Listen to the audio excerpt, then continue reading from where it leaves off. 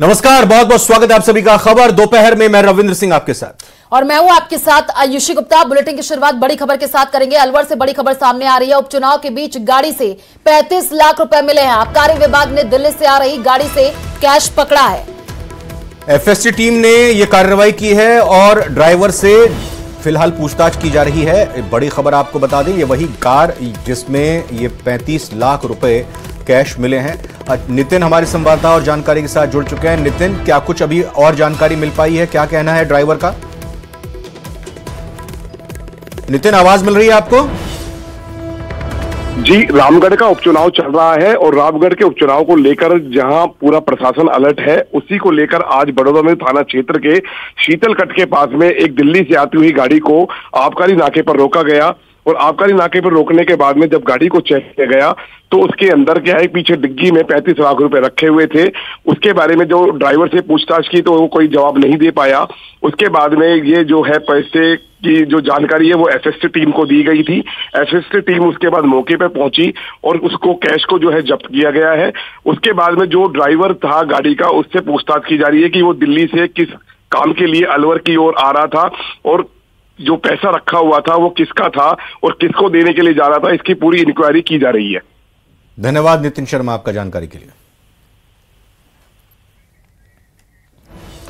झुंझुनू से भी बड़ी खबर है, जहां उपचुनाव से पहले एसएसटी टीम की कार्रवाई देखने को मिली है। ढिगाल टोल पर चेकिंग के दौरान पकड़े गए चांदी के आभूषण और व्यापारी से करीब ये जो आभूषण पकड़े गए, इनकी वजन जो है 16 किलो बताया जा रहा है। तो आपको बता दें कि व्यापारी के पास सामान से संबंधित दस्तावेज नहीं मिले हैं और स्टेट जीएसटी टीम जो है जब्त माल को लेकर के जांच कर रही है। इस वक्त की ये बड़ी जानकारी आपको दे रहे हैं और तस्वीरें भी टीवी स्क्रीन पर निकल करके सामने आई है। इस वक्त की ये बड़ी जानकारी, उपचुनाव से पहले एसएसटी टीम की ये बड़ी कार्रवाई जो है देखने को मिली है। केस का स्टेट जीएसटी संयुक्त आयुक्त उमेश झालान जो है खुलासा करेंगे। तो ये वही वाहन जिसमें उपचुनाव के दौरान, चूंकि उपचुनाव है झुंझुनू में और एसएसटी टीम लगातार सक्रिय है, कार्रवाई की गई है। इसी वाहन से ढिगाल टोल पर चेकिंग के दौरान चांदी के आभूषण पकड़े गए हैं। 16 किलो चांदी के आभूषण। हमारे उपचुनाव में लगी हुई एफएसटी की टीम ने हमें सूचना दी थी कि एक गाड़ी है जिसमें कुछ सोने चांदी के आभूषण बताए जा रहे हैं और उन्होंने हमें बुलवाया था। तो हमने अपनी टीम को वहां भेजा। वहां भेज के मौके पर देखा तो कुछ बैग्स थे, उनमें चांदी के कुछ आभूषण थे। तो उस गाड़ी को हम अपने कर भवन लेके आए हैं। यहाँ उनका वैल्यूएशन कराया है। उस वैल्यूएशन में ये लग रहा है कि 16 किलो के आसपास चांदी के आभूषण है और इसका प्रॉपर वैल्यूएशन करा के जो भी जीएसटी में नियमानुसार कार्रवाई होगी वो शास्ती वसूली की कार्रवाई की जाएगी। प्रथम दृष्टया ये लगता है कि ये चुनाव से रिलेटेड कोई मुद्दा नहीं है। एक व्यापारी है जो अपनी गाड़ी में माल लेके जाता है और जगह जगह छोटे छोटे दुकानदारों को सप्लाई करता है।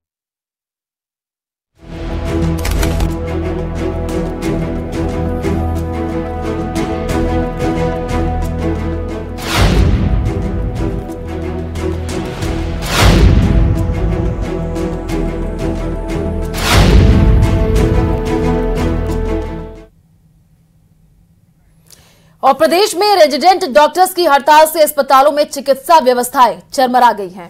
19 अक्टूबर की रात से रेजिडेंट हड़ताल पर हैं और सरकारी मेडिकल कॉलेजों में मरीजों को परेशानी हो रही है। हड़ताल के कारण एसएमएस अस्पताल की ओपीडी में मरीज नहीं आ रहे। अब इस मामले में हाईकोर्ट ने रेजिडेंट्स की हड़ताल पर स्वतः संज्ञान लिया है। थोड़ी देर में जस्टिस समीर जैन की एकलपीठ में सुनवाई होगी।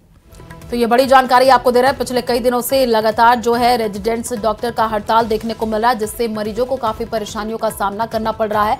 आपको बता दें कि सरकारी अस्पतालों की ओपीडी में जो है मरीज नहीं आ रहे हैं और 19 अक्टूबर की रात से रेजिडेंट्स हड़ताल पर बैठे हैं। 3 तस्वीरें आपकी टीवी स्क्रीन पर अलग अलग ये तस्वीरें देखने को मिली, जहां पर मरीजों को काफी परेशानियों का सामना करना पड़ रहा है। कई तरीके की मांगे रेजिडेंट्स डॉक्टर्स की तरफ से की जा रही है। स्टाइपेंड बढ़ाने की मांग की जा रही है, हॉस्टल की सुविधाओं को बेहतर किया जाए, ये भी मांगे की जा रही हैं। तमाम तरीके की मांगे की जा रही हैं। कई दौर के वार्ता भी हो चुके हैं, लेकिन अभी तक जो है कोई निष्कर्ष निकलता हुआ नहीं दिखा है। और इसी खबर पर ज्यादा जानकारी के लिए संवाददाता सौरभ हमारे साथ लाइव जुड़े हुए हैं, उन्हीं का रुख कर लेते हैं। सौरभ, क्या कुछ अपडेट है पूरे मामले को लेकर के, क्योंकि पिछले कई दिनों से लगातार रेजिडेंट्स डॉक्टर्स का हड़ताल और मरीजों को काफी परेशानी हो रही है। 2 बजे का समय बताया जा रहा है जब सुनवाई होगी इस पूरे मामले में? जी बिल्कुल, देखिए अब से कुछ देर बाद सुनवाई जो है वो शुरू होगी। रेजिडेंट डॉक्टर्स जो है वो हाईकोर्ट में पहुंच चुके हैं। तस्वीरों के जरिए दिखाना चाहेंगे कि रेजिडेंट डॉक्टर जो है वो यहाँ पर पहुंच चुके हैं। इस पूरे मामले में कोर्ट ने जो है वो प्रसंज्ञान जो है वो लिया है और यहाँ पर तमाम जो पक्ष हैं उनको जो है वो बुलाया गया है। उनसे जो है वो कोर्ट जो है वो ये जानने की कोशिश करेगा कि आखिरकार क्या है पूरा मसला, जिसके जरिए रेजिडेंट डॉक्टर्स ना सिर्फ हड़ताल पर हैं और इसके चलते मरीजों की दिक्कतें जो है वो बढ़ चुकी हैं। इस मामले में कोर्ट ने अधिवक्ता अजय शुक्ला और शोभित तिवारी को जो है वो तथ्यात्मक रिपोर्ट के लिए जो है वो नियुक्त किया है। इसके अलावा जो अधिवक्ता एसएस होरा हैं उन्हें भी न्यायमित्र जो है वो नियुक्त किया है। तो अब से कुछ देर बाद जो है वो इस मामले में सुनवाई जो है वो शुरू होगी। अब देखना होगा कि कोर्ट जो है वो किस प्रकार का एक तरह से निर्देश जो है वो दे सकती है, क्योंकि जिस प्रकार से हड़ताल जारी है शनिवार रात से रेजिडेंट डॉक्टर जो है वो संपूर्ण कार्य बहिष्कार जो है वो कर रहे हैं। लेकिन क्या कुछ होता है, मनोहर हमारे साथ है। मनोहर, कोर्ट ने आपको बुलाया है, क्या लगता है आप किस प्रकार की बात आप यहाँ पर रखेंगे? अभी कोर्ट में जा रहे हैं, जस्ट हम वापस आते हैं, आपको पूरा ब्रीफ करते हैं। अभी क्या बातचीत रही अंदर जाके पता लगेगा। आप लोग क्या पक्ष रखना चाहेंगे? बस एक बार जाके जस्ट आते हैं, जस्ट टाइम हो गया, सॉरी। ठीक, कोई बात नहीं। देखिए ये मनोहर जो है वो जाट अध्यक्ष हैं, वो कोर्ट में जा रहे हैं और उनका कहना है कि कोर्ट में जाकर अपना पक्ष रखेंगे और उसके बाद जो है वो यहाँ पर पहुंचकर क्या कुछ इस पूरे मामले में उन्होंने कोर्ट से कहा है। क्योंकि जिस प्रकार का देखिए ये मामला चल रहा है, शनिवार रात से रेजिडेंट डॉक्टर जो है वो हड़ताल संपूर्ण हड़ताल कर रहे हैं, लेकिन उससे पहले 10 दिन जो है वो इलेक्टिव सेवाओं का बहिष्कार जो है वो किया जा चुका है। यानी पिछले 15-16 दिन से जो है वो डॉक्टर जो है वो लगातार हड़ताल पर है और इसके चलते मरीजों की दिक्कतें जो है वो बढ़ी हुई है। ऐसे में कोर्ट ने ये पूरे मामले में प्रसंज्ञान जो है वो लिया है और अब देखना होगा, क्योंकि सरकार भी अपना पक्ष रखेगी। चिकित्सा शिक्षा विभाग के अधिकारी जो है वो अपना पक्ष यहाँ पर रखेंगे, साथ ही रेजिडेंट डॉक्टर्स भी अपना पक्ष रखेंगे और मरीजों की किस प्रकार की दिक्कतें हैं उनको लेकर भी अधिवक्ता जो है जिस प्रकार के नियुक्त किए गए हैं उन्हें तथ्यात्मक रिपोर्ट देने को कहा गया है। तो वो भी क्या अपना पक्ष रखते हैं, ये देखने वाली बात होगी। और उसके बाद कोर्ट किस प्रकार का फैसला या निर्देश जो है वो देती है, क्योंकि देखिए जिस प्रकार की मरीजों की दिक्कतें बढ़ी हुई हैं, त्योहारी सीजन है, दिवाली को जो है वो बहुत कम समय बचा और लगातार ऑपरेशन जो है वो अब टलने लगे हैं। तो ऐसे में कई मरीजों के कह सकते हैं कि ये दिवाली जो है वो काली दिवाली इस लिहाज से हो सकती है, क्योंकि अगर ऑपरेशन नहीं होते हैं तो उन्हें जिस परेशानी के चलते वो ऑपरेशन कराना चाहते थे वो परेशानियां जो है वो दिवाली में भी झेलनी पड़ेगी और उसके कारण परिजन भी परेशान होंगे और घर पे जिस प्रकार दिवाली का माहौल होता है, खुशनुमा माहौल, वो खुशनुमा माहौल जो है वो घर में नहीं रहेगा। तो ये तमाम चीजें हैं, आप देखना होगा कोर्ट क्या कहता है। लेकिन जिस प्रकार से चिकित्सा मंत्री ने पहले ही इन रेजिडेंट डॉक्टर्स को कह सकते हैं कि आश्वासन दिया था कि इनकी मांगों पर सुनवाई जो है वो की जाएगी और ये भरोसा रखने का कहा था, लेकिन उसके बावजूद ये डॉक्टर जो है वो हड़ताल पर चलेगा और उसके चलते मरीजों की दिक्कतें जो है वो बढ़ी हुई हैं। इस लिहाज से कोर्ट ने ये पूरे मामले में प्रसंज्ञान लिया और कुछ देर में ही सुनवाई जो है वो शुरू हो जाएगी। जी बिल्कुल, बहुत बहुत धन्यवाद आपका करना चाहेंगे। फिलहाल सौरभ नजर आप रखें इस पूरे के पूरे डेवलपमेंट पर। फिलहाल शुक्रिया आपका। इधर रीट भर्ती परीक्षा 2021 मामले में फरार 2 मोस्ट वांटेड आरोपियों को साइक्लोनर टीम ने गिरफ्तार किया। आईजी विकास कुमार ने बताया कि रीट भर्ती परीक्षा 2021 मामले में भंवरी और संगीता फरार चल रही थी। तो साइक्लोन टीम ने पुणे से भंवरी को गिरफ्तार किया। भंवरी पुणे में किराए के मकान में किचन डेकोरेशन का काम करने के नाम पर रह रही थी। अब पुणे पुलिस की मदद से उसे प्रोडक्शन वारंट पर यहां लगाया जा रहा है और वहीं संगीता साचौर से फरार होने की कोशिश में बस में बैठकर भाग रही थी, लेकिन रास्ते में ही उसने किसी को फोन कर प्राइवेट गाड़ी मंगवाई। तभी साचौर और जोधपुर जिले की सीमा पर संगीता को साइक्लोनर टीम ने गिरफ्तार कर लिया। रेंज आईजी विकास कुमार ने बताया कि इन दोनों पर 25-25 हजार रुपए का इनाम घोषित था। 2021 से लगातार ये दोनों फरार भी चल रही थी। टीम ने एक बड़ी कामयाबी हासिल की है। करीब 50,000 के 2 इनामी संगीता एवं भंवरी दोनों को अभी कल गिरफ्तार करने में सफलता मिली है। इसके लिए हम लोगों ने ऑपरेशन बेंच वार्मर्स चला रखा था बालोतरा में एक फर्जी अभ्यर्थी बिठा के नीट परीक्षा में घपला करने का, वही घोटाला करने का एक बड़ा कांड हुआ था 2021 में, जिसमें वांटेड इन दोनों अपराधियों को, दोनों वांटेड आरोपी थी, जिन पे 25-25 हजार रुपए का इनाम था। संगीता को सांचौर से भागते हुए जोधपुर की सीमा में, जोधपुर रेंज की सीमा में पकड़ा गया, और दूसरी भंवरी जो छुपकर पुणे में, महाराष्ट्र के पुणे में रह रही थी, वहां जाकर हमारी टीम ने उसको गिरफ्तार करने में सफलता हासिल की है और प्रोडक्शन वारंट पर उसको लेकर आ गए। टीम अभी भी रास्ते में ही है, तो ये दोनों बड़ी सफलताएं मिली हैं।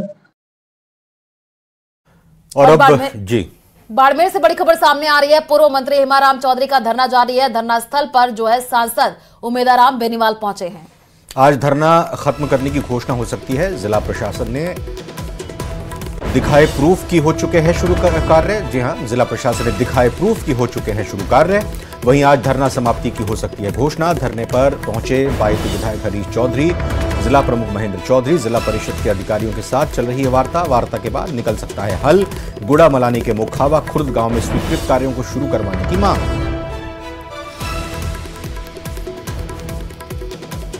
तो बाड़मेर में पूर्व मंत्री हेमाराम चौधरी का धरना अभी जारी है। धरना स्थल पर फिलहाल सांसद उमेदाराम बेनीवाल पहुंचे। गैंगस्टर लॉरेंस बिश्नोई को क्षत्रिय करनी सेना परिवार की धमकी के बाद बिश्नोई समाज लॉरेंस के समर्थन में उतर आया है। बिश्नोई टाइगर फोर्स ने लॉरेंस के लिए सड़कों पर उतरने का ऐलान किया है। साथ ही कहा है कि बिश्नोई समाज शिकारियों, जिहादियों और राष्ट्र विरोधियों के खिलाफ लड़ता रहेगा। आपको बता दें कि गुजरात में क्षत्रिय करनी सेना के राष्ट्रीय अध्यक्ष डॉक्टर राज शेखावत ने लॉरेंस बिश्नोई के एनकाउंटर के लिए 1,11,11,111 रुपए का इनाम घोषित किया है। उन्होंने कहा कि अमर शहीद सुखदेव सिंह गुगामेड़ी की हत्या लॉरेंस बिश्नोई ने करवाई थी और उनकी तरफ से घोषित इनामी राशि उस पुलिसकर्मी को दी जाएगी। सुनिए।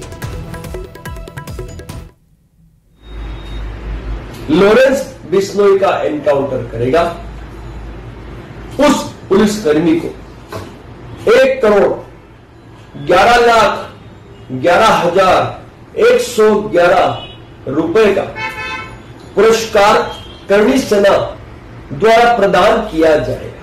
26 साल से कानूनी लड़ाई लड़ते हुए समाज आ रहा है और उसमें उन्होंने कोई बात करती है उसको इतना मुद्दा बनाकर जिस तरीके की बात कर रही है, ये बहुत गलत है। और इस तरीके से पुलिस कर्मियों को उकसाना, उनके ऊपर इनाम घोषित करना, ये तालिबानी फरमान की हम खिलाफत करते हैं। अगर कानूनी रूप से लॉरेंस का संरक्षण होना चाहिए और अगर नहीं हुआ, बिश्नोई समाज सड़कों पर उतरेगा। एक एक बिश्नोई का बंदा लॉरेंस की जो है समर्थन मूत्र के उसकी जो है उसकी पैरवी करेगा और उसको आजाद करवाने की जो अपनी कानूनी भी लड़ाई लड़ेगा।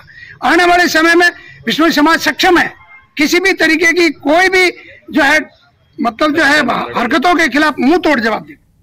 और राजस्थान में 7 विधानसभा सीटों पर उपचुनाव के चलते सियासत के कई रंग देखने को मिल रहे हैं। इस बीच पूर्व केंद्रीय मंत्री नमो नारायण मीणा का एक वीडियो वायरल हो रहा है, जिसमें वो अपने ही भाई और टोंक सांसद हरीश मीणा पर धोखा देने का आरोप लगा रहे हैं। नमो नारायण मीणा का 15 सेकंड का यह वीडियो अब सोशल मीडिया पर तेजी से वायरल हो रहा है। मैंने टिकट मांगा था और कोटा में तबीयत बिगड़ने के बाद संदिग्ध हालत में एक कॉलेज छात्र की मौत हो गई। मृतक मयूर सेन बूंदी के ब्रह्मपुरी का निवासी था। उल्टी होने पर छात्र मयूर को आनन फानन में बूंदी अस्पताल ले जाया गया, जहां हालत गंभीर होने पर कोटा के एमबीएस अस्पताल में रेफर कर दिया गया। एमबीएस अस्पताल में इलाज के दौरान मयूर ने दम तोड़ दिया और मौत के कारणों की फिलहाल कोई जानकारी नहीं मिल पाई है। आपको बता दें कि एमबीएस अस्पताल की मोर्चरी में रखवाए गए मृतक के शव का पोस्टमार्टम करवाया जाना है। फिलहाल बूंदी सदर थाना पुलिस इस पूरे मामले की जांच कर रही है। मयूर सेन जो ब्रह्मपुरी बूंदी का रहने वाला है, जिसकी मृत्यु हो गई है, इस पर सूचना पर यहाँ पर आया तो यहाँ पर इसके पिता दशरथ सेन मिले, जिन्होंने बताया कि लड़की मयूर से बात करी, मैंने खाना खाया, फिर उसके बाद मैं ऊपर चला गया सोने, नीचे कमरे में वो चला गया। 1 घंटे बाद में उठा तो वो मयूर उल्टिया करता हुआ नजर आया। मैं नीचे आया, थोड़ा अजमेर से बड़ी खबर सामने आ रही है। रूपनगर फायरिंग के बाद हत्या का यह पूरा मामला है। बीआरसी गैंग द्वारा जो है वारदात को अंजाम दिया गया था। पुलिस ने 2 और आरोपियों को गिरफ्तार भी किया है। पुलिस ने पप्पू जाट और हेमराज को गिरफ्तार किया। पुलिस द्वारा अब तक इस मामले में 25 आरोपियों को गिरफ्तार किया है। 50,000 की इनामी बदमाश भी गिरफ्तार अब तक हो चुके हैं। प्रत्यक्ष अप्रत्यक्ष रूप से फायरिंग में शामिल आरोपियों की धरपकड़ हो रही है। तो रूपनगर हत्या मामले से जुड़ी ये बड़ी जानकारी आपको दे रहे हैं। आपको बता दें कि 25 आरोपियों को जो है गिरफ्तार किया गया है। ये बड़ी जानकारी निकल करके सामने आ रही है। 50,000 के 5 इनामी बदमाश भी गिरफ्तार हो चुके हैं। दिल्ली एनसीआर की हवा बेहद खराब स्तर तक पहुंच गई है और आपको बता दें कि पूरे एनसीआर में धुंध की चादर देखने को मिल रही है और इसे देखते हुए सरकार ने ग्रैब 2 लागू कर दिया है। इसके तहत कोयले और जलाऊ लकड़ी के इस्तेमाल पर रोक लगा दी गई है।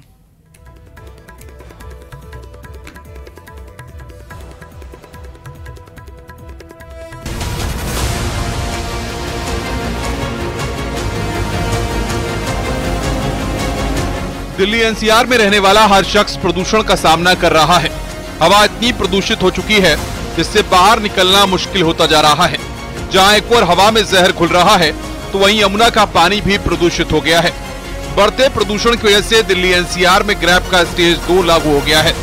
दिल्ली में हवा की गुणवत्ता खराब श्रेणी में आ चुकी है, जिससे कई इलाकों में एयर क्वालिटी इंडेक्स 300 के पार पहुंच गया है। इस तरीके से आपको सफेद चादर अब देखने को मिलेगी, लिहाजा क्योंकि इसके पीछे की वजह माना जाता है एयर की इंटेंसिटी यानी बहुत धीरी हो जाती है, जो विंड स्पीड होती है वो धीरी हो जाती है और ऐसे में प्रदूषण का स्तर दिखने लगता है और जो कि बुजुर्गों के लिए और बच्चों के लिए खतरनाक होता है। लिहाजा तमाम तरीके की पाबंदियां लगाई जाती हैं, जिसमें सबसे मुख्यतः है सीएनडी वेस्ट मैनेजमेंट को लेकर और उसको प्रॉपर ढका जा सके, उसकी गाइडलाइंस का अनुपालन किया जा सके। ग्रैब 2 लगने के बाद दिल्ली एनसीआर में पाबंदियां और बढ़ा दी गई हैं। एयर क्वालिटी मैनेजमेंट कमीशन ने एनसीआर और आसपास के इलाकों में बढ़ते प्रदूषण को देखते हुए ये आदेश जारी किए हैं। नोएडा के आसमान में भी धुंध छाई हुई है, इससे खुली हवा में सांस लेना मुश्किल है। ये एक स्लो पॉइजन की तरह होता है। लोग समझ नहीं पाते हैं कि उनको ये क्यों हुआ, उनको अब हार्ट में ब्लॉकेजेस क्यों आ गए हैं या फिर उनको अब सांस की बीमारी क्यों पैदा हो गई जब वो स्मोक भी नहीं करते हैं, वो बाहर भी नहीं निकलते हैं। बट उनको ये समझना पड़ेगा कि जब हम पॉल्यूटेंट से लगातार एक्सपोज होते रहते हैं कुछ महीनों तक, तो उनके बॉडी में जो चेंजेस आ रहे होते हैं वो सेलुलर लेवल पे भी डैमेज करते हैं और ना ही सिर्फ रेस्पिरेटरी सिस्टम को अफेक्ट करते हैं बट सारे ही जो वाइटल ऑर्गन्स हैं वो अफेक्ट होते हैं, जिसके कारण स्ट्रोक होने की संभावना बढ़ जाती है, कैंसर होने की चांसेस बढ़ जाती हैं, ओबेसिटी होती है, ब्लड प्रेशर बढ़ता है, डायबिटीज अगर है तो वो कंट्रोल नहीं होती है। पोल्यूशन के अंदर अगर हम देखें तो बहुत ही छोटे पार्टिकल्स होते हैं जो सांस के जरिए हमारे लंग्स तक पहुंच जाते हैं।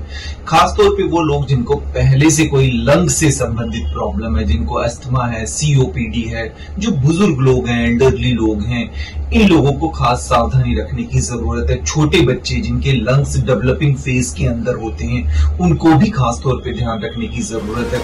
गाजियाबाद का भी यही हाल है। दिवाली से पहले ही सांसों पर खतरा मंडराने लगा है। दमा के मरीजों को दिक्कतों का सामना करना पड़ रहा है। एग्जॉस्ट नहीं यूज करना, घर पे अगर आप अगरबत्ती धूप बत्ती इस्तेमाल करते हैं, ये सारी चीजें और बाहर की हवा मिलके जो पोल्यूशन क्रिएट करती है, जब वो हम इनहेल करते हैं तो वो सबके लिए हानिकारक होता है। बच्चों के लिए और ज्यादा हानिकारक इसलिए होता है क्योंकि उनकी ग्रोइंग एज होती है, उनका मेंटल और फिजिकल डेवलपमेंट चल रहा होता है। अगर वो इस समय पे इतने सारे पोल्यूटेंट से एक्सपोज होते हैं तो उनका डेवलपमेंट हैम्पर होता है, जिसके कारण उनकी मेंटल ग्रोथ अच्छी नहीं होती है, फिजिकल ग्रोथ अच्छी नहीं होती है। एयर क्वालिटी इंडेक्स काफी ज्यादा होता है, उस समय आप अवॉइड करें बाहर वॉक करना, और अगर आपको बाहर जाना भी पड़ रहा है तो आप मास्क पहन सकते हैं। मास्क आपके एटलीस्ट जो धूल के कण है उनसे आपको प्रोटेक्ट कर सकता है। वहीं आगरा में ठंड बढ़ने के साथ वायु प्रदूषण बढ़ गया है। यहाँ ताजगंज इलाका प्रदूषण के सबसे खतरनाक जोन में पहुंच गया है। हवा में धूल के कणों की वजह से लोगों को खांसी, आंखों में जलन की दिक्कत हो रही है। सर्दियां आने में अभी थोड़ा वक्त बचा है, लेकिन हवा में जहर घुलता जा रहा है, जो परेशानी लगातार खड़ी कर रहा है। Bureau report, news 18।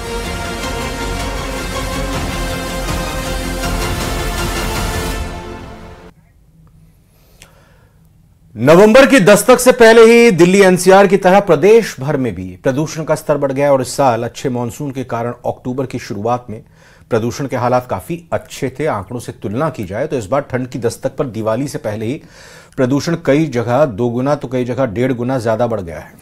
प्रदेश का हनुमानगढ़ तो 296 AQI के साथ आज देश का सबसे प्रदूषित शहर रहा और इसके साथ ही गुलाबी नगरी जयपुर में भी आज दोगुना प्रदूषण दर्ज किया गया है। तो जयपुर से आपको ये बड़ी जानकारी दे रहे हैं, जहां पर आज 161 पर जो है AQI पहुंचा है। प्रदेश भर में प्रदूषण का जो स्तर है लगातार बढ़ता जा रहा है। लोगों को काफी दिक्कतों का सामना करना पड़ रहा है, सांस लेने में दिक्कत हो रही है। जयपुर की बात कर ले तो AQI 161 पर पहुंच गया है।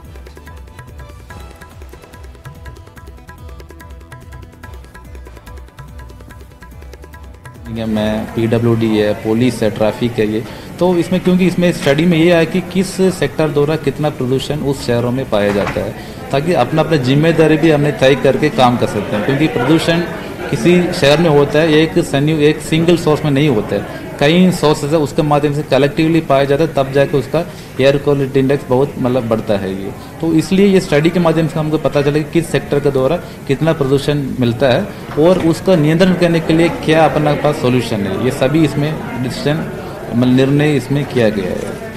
एक तरफ सर्दी का आगमन और दूसरी तरफ किसानों की जलाई पराली।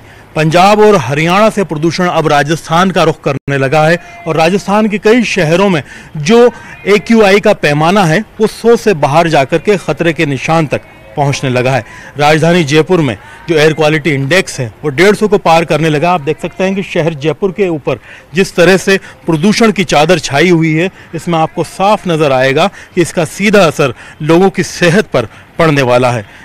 जब सर्दी की शुरुआत होती है तो ऐसे मौसम में प्रदूषण में इजाफा होता है। यहाँ पर फॉग और जो स्मोक होता है दोनों मिलकर के यहाँ पर स्मोक का निर्माण करते हैं और धुएं से और कोहरे से ये जो प्रदूषण है और बढ़ता चला जाता है। जिस तरह से लगातार इसमें परालियाँ जलाई जा रही हैं उत्तरी भारत में, चाहे हरियाणा की बात करें, पंजाब की बात करें, दिल्ली की बात करें, उन इलाकों से प्रदूषण की ये जो तमाम हवाएँ हैं जब राजस्थान का रुख कर रही हैं तो राजस्थान में पंजाब हरियाणा से सटे राज्यों के साथ में राजधानी जयपुर तक प्रदूषण का असर अब देखने को मिल रहा है। जैसे जैसे सर्दी में इजाफा होगा, नवंबर क्रॉस होगा, उसके बाद में प्रदूषण में और इजाफा होगा। इन हालात के अंदर जो प्रदूषण नियंत्रण बोर्ड है और तमाम जिम्मेदार हैं, स्वास्थ्य विभाग है, वो ये चेतावनी देते हैं कि जो रेस्पिरेटरी सिस्टम से संबंधित बीमारियों से जूझ रहे हैं, गर्भवती महिलाएं हैं, बुजुर्ग हैं, हार्ट डिजीज से जूझ रहे हैं, पोस्ट कोविड के पेशेंट हैं, उन तमाम लोगों को एहतियात बरतना चाहिए, इंडोर एक्टिविटी करनी चाहिए। क्योंकि ये जो पॉल्यूशन है इसमें कई ऐसी गंभीर